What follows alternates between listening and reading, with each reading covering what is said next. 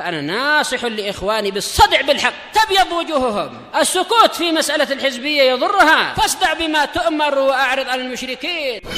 سلامي على دماج ورجالها والشيخ يحيى ودار العلم يا سعد بانيها. بسم الله الرحمن الرحيم. الحمد لله حمدا كثيرا طيبا مباركا فيه كما يحب ربنا ويرضاه. أشهد أن لا إله إلا الله وحده لا شريك له، وأشهد أن محمدا عبده ورسوله صلى الله عليه وعلى آله وأصحابه ومن والاه. أما بعد.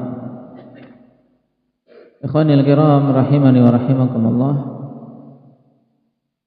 Insyaallah pada pertemuan malam hari ini kita masuk pada bab baru dari kitab Manhajus Salikin, yaitu berkaitan dengan babul hibati wal atiyati wal wasiyah.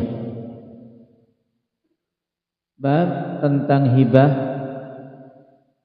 atiyah dan wasiyah. Tiga istilah ini akhwan beserta hukumnya termasuk di antara perkara yang banyak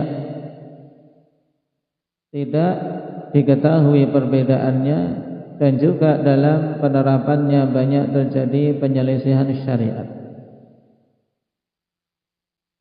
Oleh karena itulah seorang muslim maupun muslimah hendaknya mengilmui berkaitan dengan tiga akad tersebut, baik itu hibah, atiyah maupun wasiyah.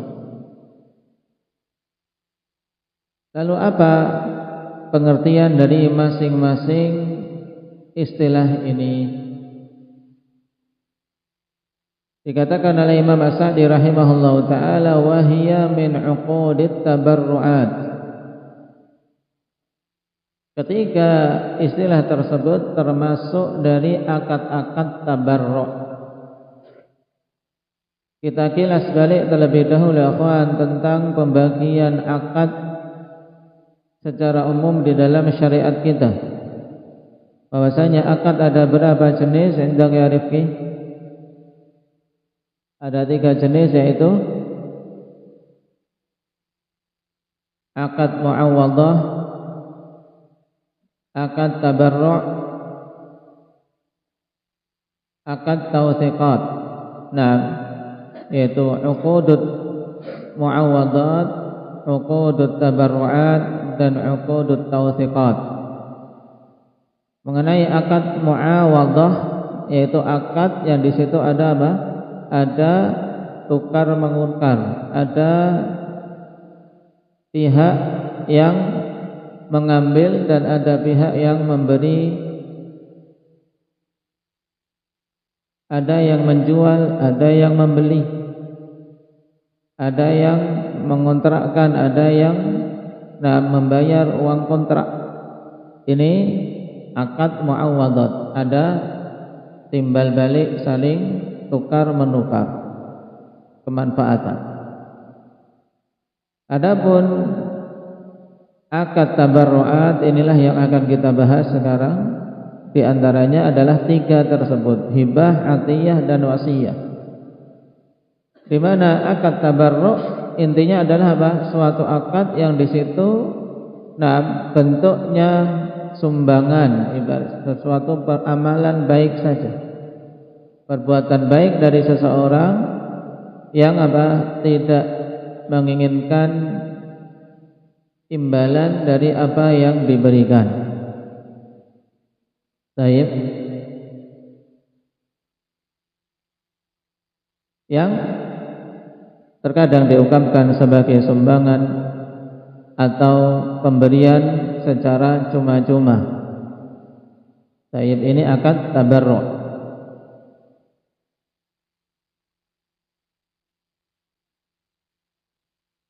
Fal hibah, adapun hibah maknanya yaitu at-tabarru'u bil mali fi halil hayati was sihhah. Adapun hibah yaitu tabarru', pemberian secara cuma-cuma. fi halil hayah, pada kondisi si pemberi tersebut hidup dan sehat. Ini namanya hibah. Seorang memberi pihak lain secara cuma-cuma, nah, di saat dia masih hidup dan di saat kondisi sehat. Ini hibah. Baik.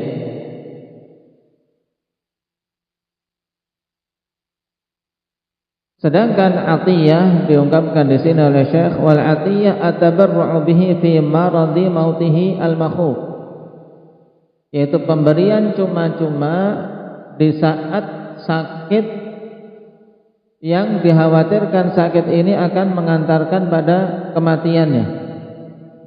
Ketika seorang merasa sudah sakit parah, nah, kemudian di saat itu dia ingin memberi dari harta yang dia miliki kepada orang-orang yang dia cintai, maka ini namanya atiyah, pemberian. Dalam bahasa kita semuanya pemberian ini apa? Hibah ya pemberian, atiyah pemberian. Cuman bedanya kalau hibah kondisinya luas, yaitu memberi di saat seorang masih hidup dan sehat. Sedangkan atiyah ini kondisi khusus, pemberian apa? Sebelum kematian, ketika dia sudah merasakan sakit yang berat. Adapun wasiyah yaitu at-tabarru' bihi ba'dal wafat, yaitu pemberian cuma-cuma yang nanti akan diberikan setelah meninggal. Ini wasiyah. Baik. Perhatikan catatan kaki. Fal hibatu wal atiyatu wal wasiyatu tabarru'un fala tasihhu illa mimman yasihhu tabarru'uhu. Sehingga di sini hibah, atiyah dan wasiyah adalah akad-akad pemberian secara cuma-cuma, sehingga tidak sah kecuali dari orang-orang yang memang sah pemberiannya. Berarti tidak boleh seorang anak kecil, misalnya anak kecil yatim belum mencapai usia balik, dia memiliki harta yang banyak dari peninggalan orang tuanya, nah kemudian diminta oleh seseorang, dirayu untuk memberikan rumahmu untuk aku ya sana, dikasih rumahnya.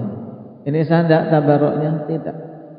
Karena apa? Karena tasarruf dari anak seperti itu tidak sah secara syariat.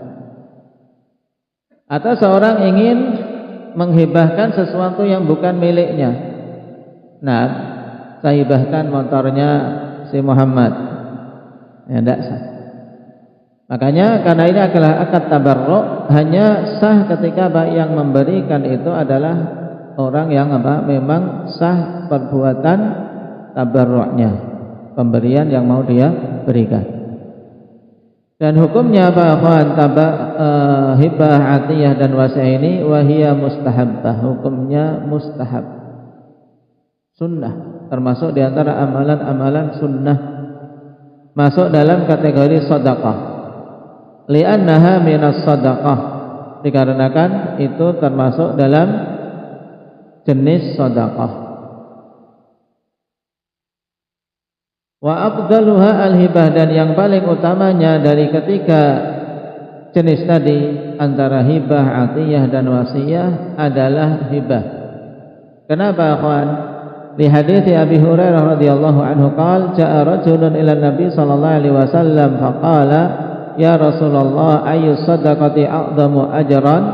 Qala anta saddaqa wa anta sahihun syahih takhshal faqra wa ta'mulul ghina wa la tumhil hatta idza balagatil hulqum qulta li fulanin kadza wa li fulanin kadza wa qad kana li fulan. Akhrajahul Bukhari wa Muslim. Hadis ini akhwani fillah menunjukkan keutamaan sedekah ketika seorang masih sehat.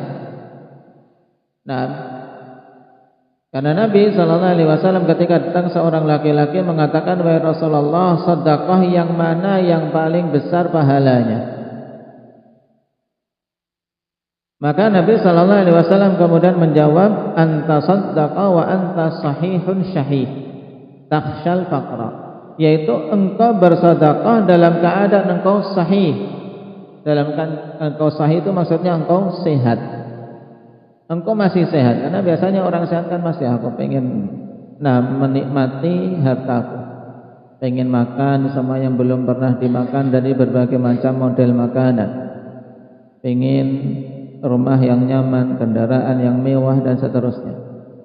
Sahih, masih kondisi sehat. Beda dengan orang yang sakit. Kalau dia sudah sakit, apalagi sudah divonis dengan penyakit-penyakit berat, dia sudah mulai berpikir, aku sudah dekat dengan kematian, untuk apa juga menumpuk-numpuk harta, sebentar lagi ditinggal. Yang mendapatkan taufik, dia akan berusaha mengarahkan hartanya demi membangun akhiratnya. Dia akan beramal saleh, bersedekah. Tapi ini orang yang sahih, orang yang masih sehat, kok bersedekah, makanya termasuk seutama-utama sedekah. Anta saddaqa wa anta sahihun sahih. Engkau bersedekah dalam keadaan engkau sehat, syahihun, yaitu apa? Dalam keadaan engkau kikir, masih apa? Iman, mau bersedekah. Karena apa? Masih banyak alasan orang dari bersedekah, apa kebutuhan masih banyak, hak-hak yang harus dipenuhi masih banyak, sehingga apa? Mau sedekah iman, syahih, yaitu apa? Sifat kikir yang ada pada setiap orang mendominasi. Takhshal faqra wa ta'mulul ghina. Dalam kondisi engkau masih khawatir kefakiran dan berangan-angan untuk hidup berkecukupan. Ya, takut fakir dan apa? Punya cita-cita kaya. Berangan-angan jadi orang kaya. Nah, kok dia kemudian dalam kondisi seperti ini mau bersedekah, akhwan, mengeluarkan sebagian harta yang Allah titipkan kepadanya, maka ini adalah seutama-utama sedekah. Kemudian Nabi sallallahu alaihi wasallam katakan, "Wala tumhil." Jangan engkau bernanti-nanti, berlambat-lambat. Ini penting, akhwan. Kenapa? Karena memang seseorang ketika telah datang ajalnya, di antara hal yang sangat dia angan-angankan adalah untuk dapat waktu walaupun sekejap agar bisa bersedekah.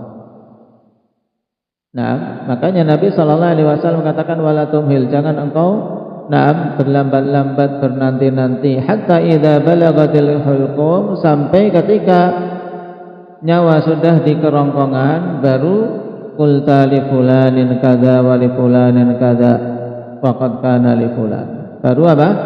Kemudian ingat mau sedekah untuk si fulan ini, untuk si fulan itu. Nah, baik. Ingin apa? Seandainya dulu dia memberi kepada si fulan tersebut, masing-masing dia akan apa? Beri dari apa? Sebagian harta yang dia miliki sebagai bentuk apa? Sedekah.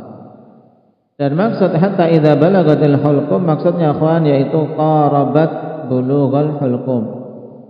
Ketika apa? Nyawa sudah mendekat, ya sudah dekat dengan kerongkongan, bukan sudah sampai. Kenapa? Karena kalau sudah sampai di kerongkongan, maka ini sudah tidak diterima apa-apa lagi.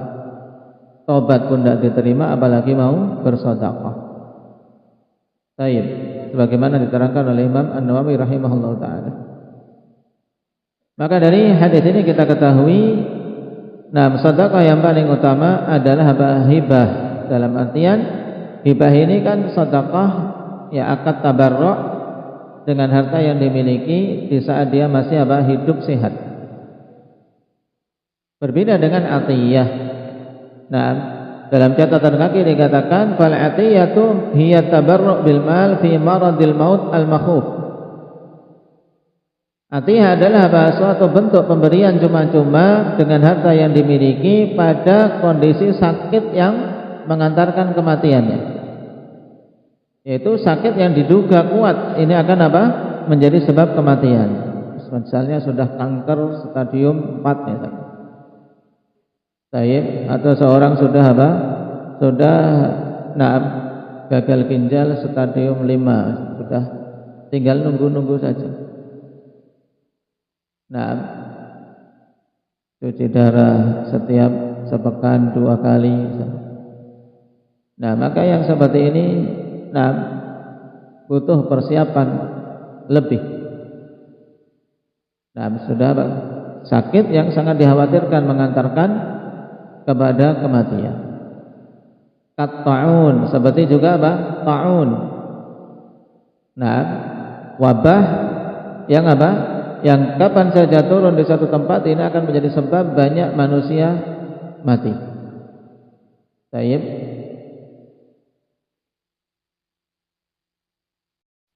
Wassul dengan dhammah ikhwan. As-sul yaitu sakit TBC.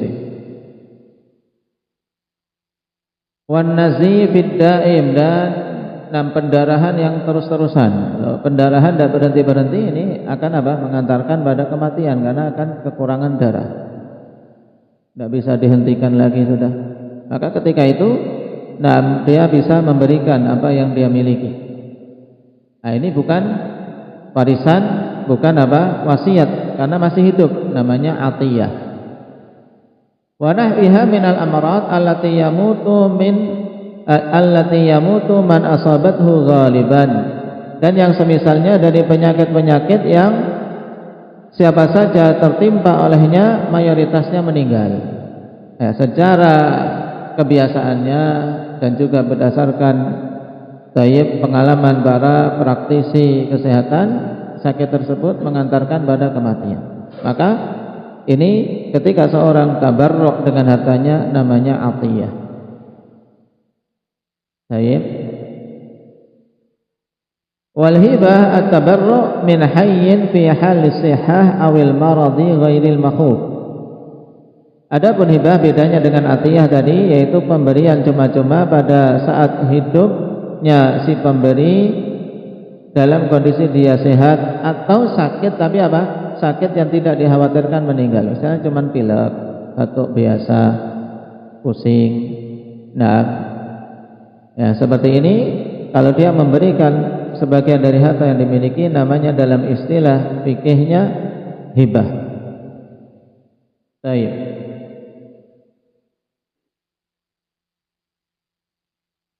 Ini 3 istilah ikhwan, hibah, atiyah dan apa? Dan wasiyah.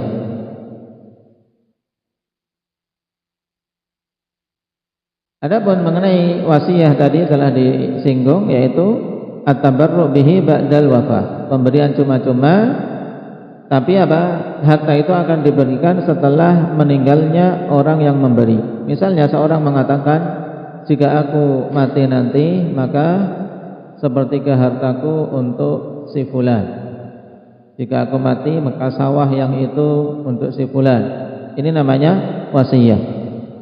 Baik. Jika aku meninggal, maka rumah pokokku wakaf untuk kebutuhan dakwah misalnya. Ini wasiyah. Itu baru ditunaikan ketika apa? Telah meninggal. Dan masing-masingnya nanti akan ada aturannya. Baik.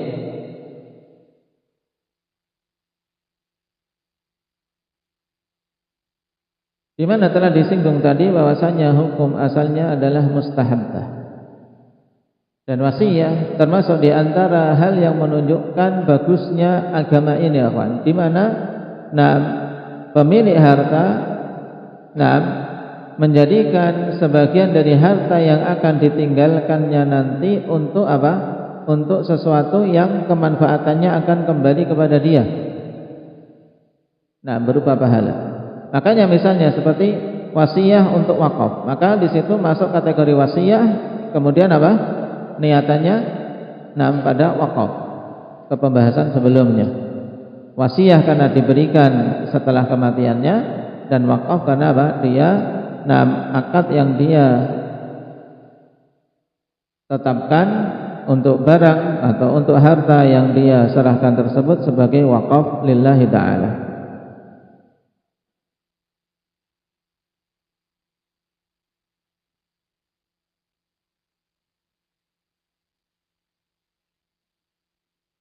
Qala fal jami'u dakhilun fil ihsani wal bir, dan keseluruhan ini masuk dalam apa? Dalam bentuk ihsan, dalam bentuk perbuatan baik, wal bir, dan dalam bentuk kebajikan. Fal hibah min ra'sil mal, wal atiyatu wal wasiyatu min ats-tsuluthi fa aqal li ghairi warith. Sekarang hukum dari mana asal harta yang akan diberikan. Kata Imam As-Sa'di rahimahullah ta'ala, pemberian yang berupa hibah itu dari apa? Dari ra'sul mal, yaitu dari harta pokok si mayit, seberapapun boleh. Kenapa? Karena apa?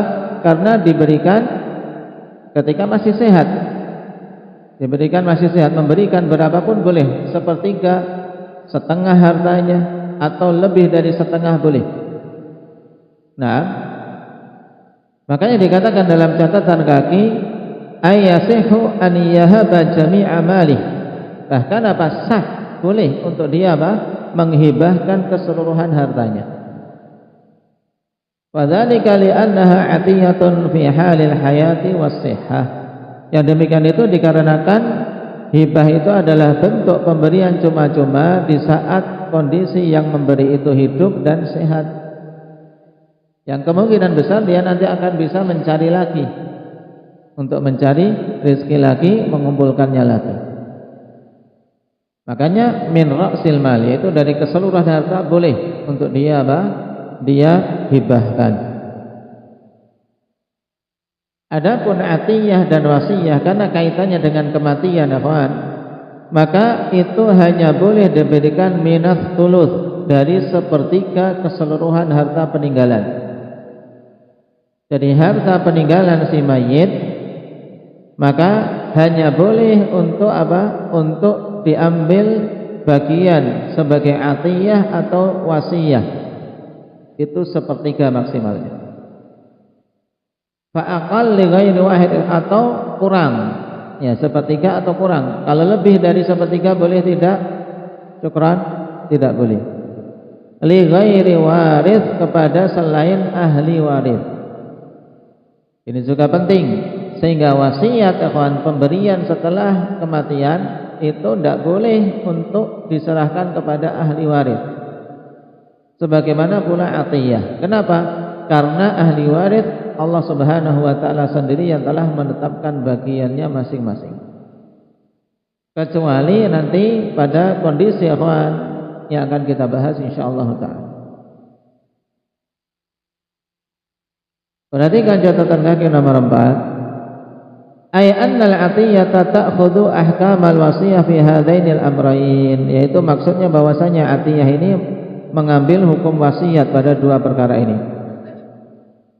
Nah, fayajibu an takuna al-atiyatu wal wasiyatu min ats-tsuluthi fa aqal. Sehingga wajib wasiat dan atiyah ini diambil dari sepertiga harta atau kurang dari sepertiga. Wa takunu liman la yarithu, dan wasiyah atau atiyah ini untuk siapa? Untuk orang yang tidak akan mewarisi. Seperti misalnya seorang memiliki anak angkat. Anak angkat, walaupun seorang mengangkatnya semenjak bayi, nah, maka tidak akan memiliki hak waris. Secara syar'i dia tidak memiliki hak waris. Maka seseorang mungkin ingin memberikan sesuatu, maka caranya dengan wasiat. Misalnya dia punya anak-anak yang lain, ini ada anak angkat yang dia rawat semenjak kecil. Nah, maka dia bisa mendapatkan melalui jalur wasiyah, diwasiatkan untuk si fulan, nah, ini dan itu dari harta. Tayyib. Adapun kalau memberikan wasiat kepada ahli waris, maka hukum asalnya tidak boleh. Wa yabqa thulutsan lil warathah, dan tersisa berarti berapa kalau sepertiga diberikan sebagai wasiat? Tersisa berapa? Indah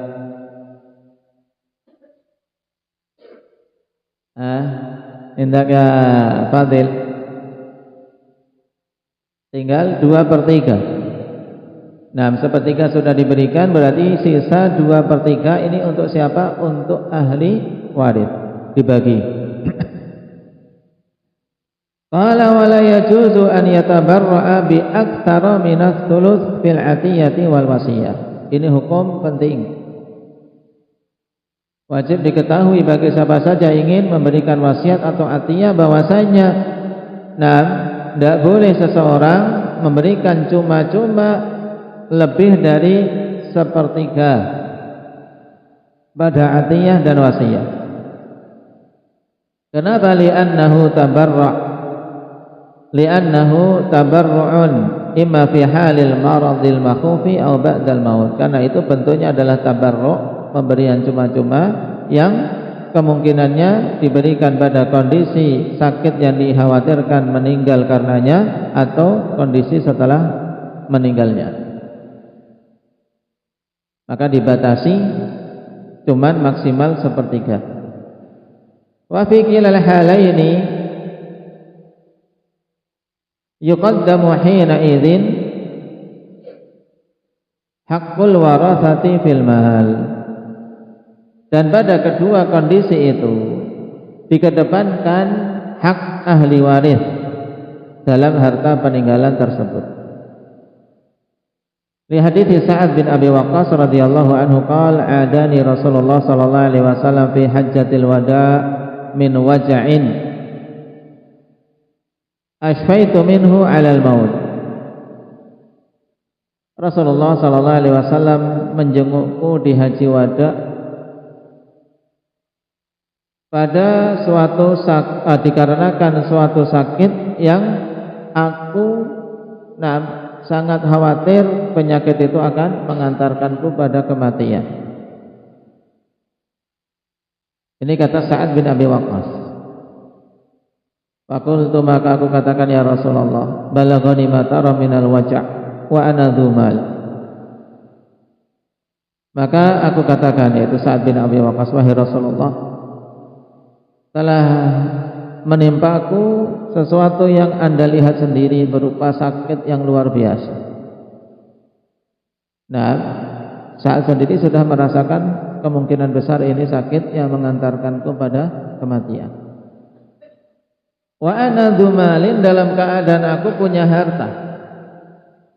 Maka ini juga penting untuk diingat dan dicontoh oleh setiap orang yang diberi amanah harta untuk memikirkan ketika sakit, ketika mungkin dekat kematian, harta ini mau dikemanakan, untuk dia bisa mengambil kemanfaatan setelah meninggalnya.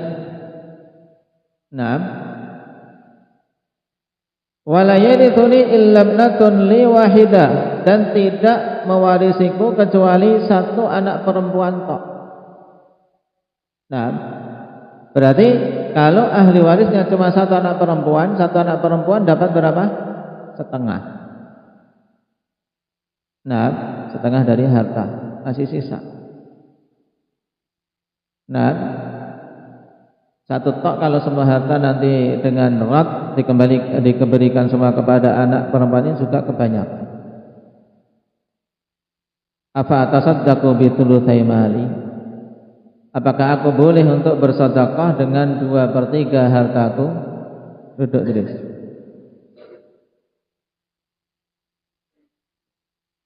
Qala la, maka Nabi sallallahu alaihi wasallam menjawab, tidak boleh. Mau bersedekah berapa tadi ini Jabir? 2/3. Mau sedekah 2/3 hartanya. Ini dilarang oleh Nabi, tidak boleh. Qultu afa atasaddaqu bi syatri? Apakah boleh aku bersedekah dengan setengahnya? Kalau 2/3 tidak boleh, ya setengahnya mungkin boleh. Tapi ternyata Nabi mengatakan la, tidak. Ats-tsuluts, bolehnya maksimal 1/3. Wa tsulutsu katsir, dan 1/3 itu sudah banyak.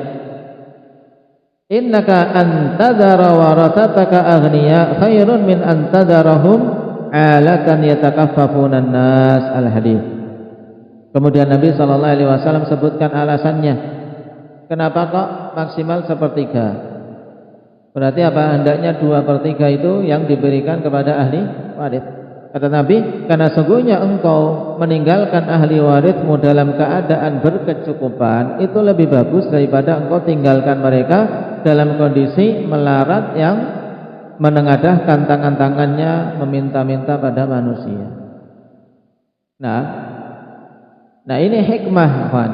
Kenapa ketika seorang kondisi sakit parah, ketika mau memberi itu dibatasi sepertiga maksimal. Demikian pula ketika memberikan wasiat dibatasi sepertiga dari harta. Agar apa? Agar tidak mendolimi ahli waris. Nah, kenapa? Karena meninggalkan ahli waris dalam kondisi kecukupan itu lebih bagus daripada meninggalkannya dalam kondisi melarat, penuh kekurangan. Apalagi sampai butuh minta-minta kepada manusia. Hadis dikeluarkan oleh Imam Bukhari dan Muslim.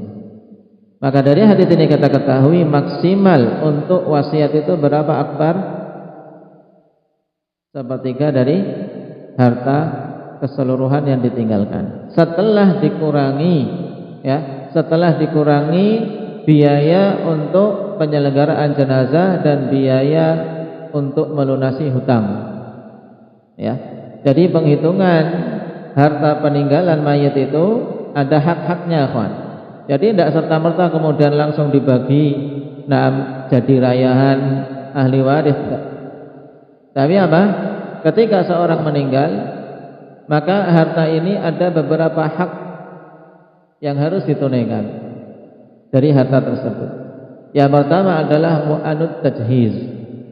Yang pertama hak untuk penyelenggaraan jenazah. Penyelenggaraan jenazah mulai dari pembelian kafan, membayar para tukang gali, kubur, dan hal-hal yang berkaitan dengan penyelenggaraan jenazahnya diambil dari harta si mayit. Kemudian yang kedua, dain, hutang. Dain, kalau punya hutang maka diambil dulu dari hartanya. Seandainya harta habis untuk melunasi hutang, ya sudah, dihabiskan enggak? Untuk melunasi hutang dihabiskan enggak, Abdurrahman? Ya dihabiskan. Kalau memang masih punya hutang, habiskan dari hartanya, karena itu adalah harta si mayit. Hutang harus dilunasi dulu.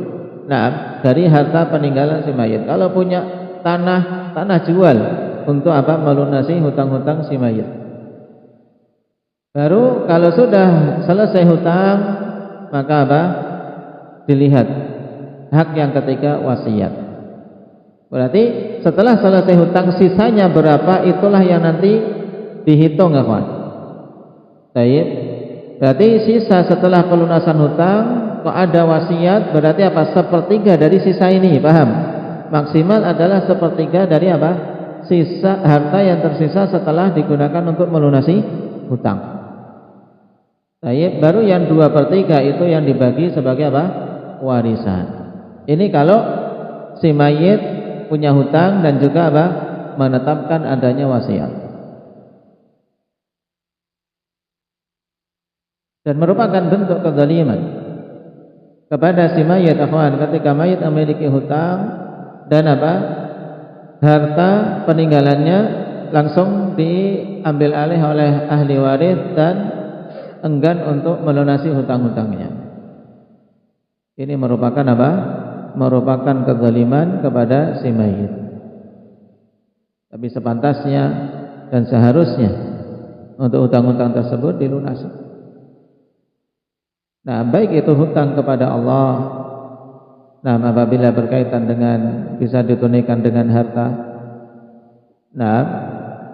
Baik seperti misalnya pembayaran diat yang masih terhutang, misalnya kalau punya diat. Demikian pula hak sesama hamba.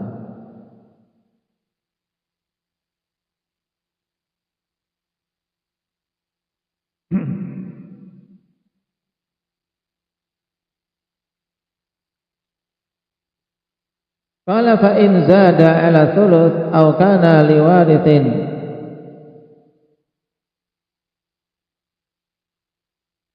tawaqqifa ala ijazatil warathati al-mursyidin. Kemudian apabila lebih dari sepertiga, nah, memberikan wasiat kok lebih dari sepertiga, nah, atau wasiat diberikan kepada ahli waris, nah, lebih bagus tawaqqaf. Au kana liwarithin tawaqqafa ala ijazatil warathatil mursyidin, yaitu tawaqqafa hadanil amran ala ijazatil warathatil mursyidin. Baik, apabila wasiatnya kok lebih dari sepertiga atau wasiatnya diarahkan kepada ahli waris, maka ini apa? Berhenti penerapannya ikhwan pada pembolehan dari ahli waris yang mursyid. Ahli waris yang memang apa? Dia memiliki pemikiran yang bagus dan bijaksana. Baik, ini pembahasan lain ikhwan ketika suatu wasiat kok diberikan kepada ahli waris atau melebihi sepertiga. Cuman kita bahas terlebih dahulu dari sini ikhwan, penting untuk mengetahui rukun-rukun wasiat. Nah, arkanul wasiyah arba'ah. Rukun wasiat itu ada 4. Musin wa huwa man sadarat minhul wasiyah, yaitu orang yang memberikan wasiat, itu namanya apa? Musin. Yang kedua musan lahu, pakai alif layyinah, musan lahu. Wa huwa man tabarra'a lahul musi bil mal, yaitu seseorang yang harta itu mau diberikan kepadanya. Rukun yang keempat musan bihi wa huwal mal. Nah, suatu perkara yang diwasiatkan, yang diwasiatkan dengannya dalam bahasa kita. Musan bihi itu apa? Isi wasiat itu apa? Kalau berupa uang ya uang, atau berupa perbuatan, nanti kalau aku mati tolong lakukan demikian demikian. Ini juga musan bihi. Baik. Kemudian rukun yang keempat sighah. Sighah itu maksudnya adalah lafaz yang digunakan dalam wasiat tersebut. Nah,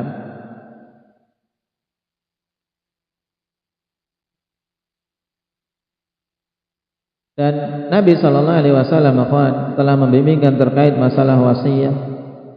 Bagi orang-orang yang memang memiliki sesuatu untuk diwasiatkan, hendaknya menulis wasiatnya. Sebagaimana dalam hadis Abdullah bin Umar radhiyallahu anhuma, "Ma haqqu mar'in muslimin lahu syai'un yusi fi yabitu lailataini illa wa wasiyatuhu maktubatun 'indah." Nah,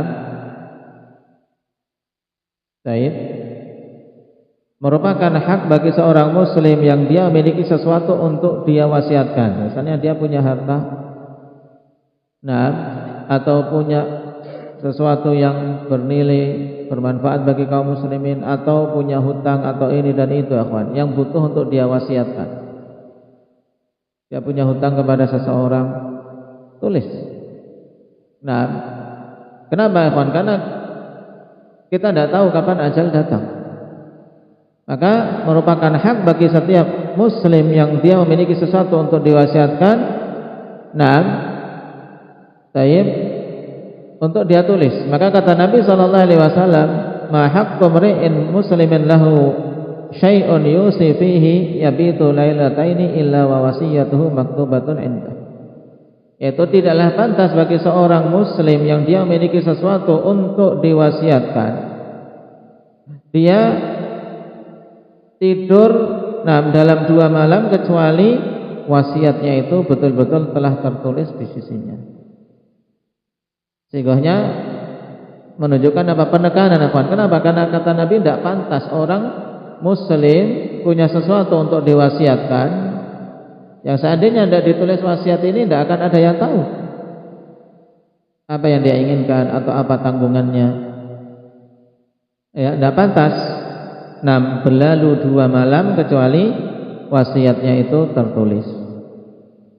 Makanya dulu Abdullah bin Umar, perawi hadis ini, kata beliau, ma marrat alayya lailatun mundu sami'tu Rasulullah sallallahu alaihi wasallam yaqulu dzalika ila wa indi wasiyati.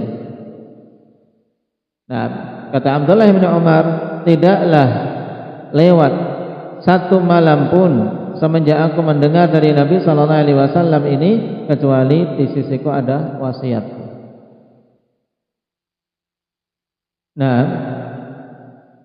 Dan di antara hal penting ikhwan, wasiat yang juga penting, bukan hanya sekedar wasiat harta, yaitu wasiat untuk tasarruf.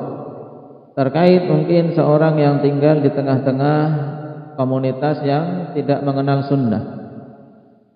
Ini penting dan butuh untuk diulang-ulang, sebagaimana juga nasihat dari Syekh Albani rahimahullah ta'ala. Bagi siapa saja yang khawatir nanti jenazahnya akan diurus dengan apa? Tata cara yang bid'ah. Misalnya kawan, dia tok yang mengenal sunnah, keluarganya tidak ada yang mengenal sunnah, lingkungannya juga penyelenggaraan jenazahnya dengan penyelenggaraan bid'ah. Maka ini butuh dia menulis wasiat bahwasanya, saya wasiatkan untuk jenazahku nanti diurus oleh siapa dan agar diurus sesuai sunnah. Ini penting, karena dengan wasiat tersebut berarti apa? Mereka-mereka yang ditunjuk punya apa? Punya hak besar untuk mengurusnya sesuai sunnah. Tapi kalau tanpa wasiat, ya seseorang mungkin akan diurus langsung oleh orang-orang dekat, orang-orang yang kenal atau penduduk setempat, sehingga diurus dengan tata cara bid'ah. Ini bagi yang seorang khawatir. Seorang khawatir jenazahnya nanti akan diurus dengan pengurusan yang padanya kebid'ahan. Untuk apa? Menulis wasiat agar jenazahnya diurus sesuai sunnah. Untuk jenazahnya nanti kalau mati tidak perlu ada acara 7 hari, acara 100 hari dan seterusnya. Kalau memang sangat khawatir akan diperlakukan demikian. Setelah itu, dia urusannya kepada Allah Subhanahu wa taala, orang-orang yang melakukan sepeninggalnya. Yang penting dia sudah menempuh sebab agar tidak dilakukan kebid'ahan terkait kematiannya. Baik, barakallahu fikum. Mungkin itu dulu, untuk kelanjutannya insyaallah kita ambil pada pertemuan yang akan datang.